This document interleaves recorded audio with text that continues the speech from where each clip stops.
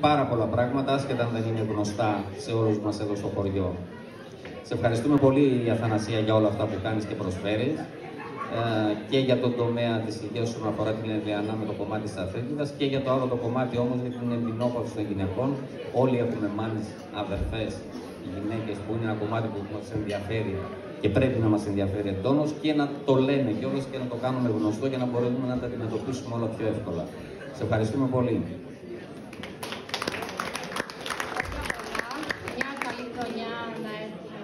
Όλοι μας.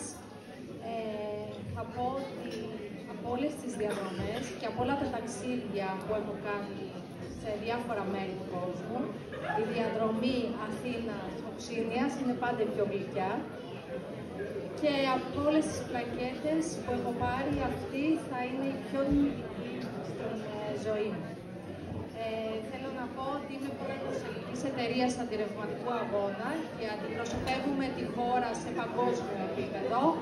Είμαι πρόεδρος ελληνικής εταιρείας εμπινόπαυσης, είμαι ψυχιατρία υγείας και είμαι και διευθύντρια στο φιλανθρωπικό ίδρυμα του Δημητρίου και Βλάζ Ναυροπούλου, το οποίο κάθε μήνα βοηθάνε άπορους ασθενείς δίνοντας χρηματικά ποσά για να μπορέσουν να ανταπεξέλθουν στις αντίξωες συνθήκες της ζωής τους.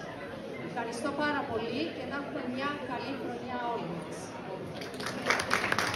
Η φίλη μου η Νιάρα είναι ένα βιβλίο που έχει γράψει η Αθανασία και καλό είναι να το είχαμε και στο σχολείο μας, στο χωριό και στα σπίτια μας. Έτσι.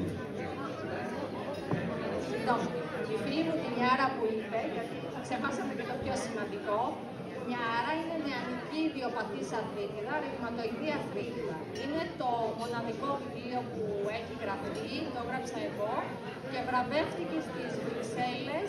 Είναι το πρώτο σε παγκόσμιο επίπεδο που έχει βγει και βραβεύτηκε στις Βρυξέλλες πριν ένα χρόνο. Σας ευχαριστώ πολύ. Με τα ρευματικά μας και τις αθλήτηδες συμπάσχουμε πάντως. Έτσι, οι βιολογικοί παράγοντες κάνουν δουλειά και αποτέλεσμα, αλλά πρέπει να προσπαθήσουμε περισσότερο. Μαζί μας ο κύριος Αριστίδης.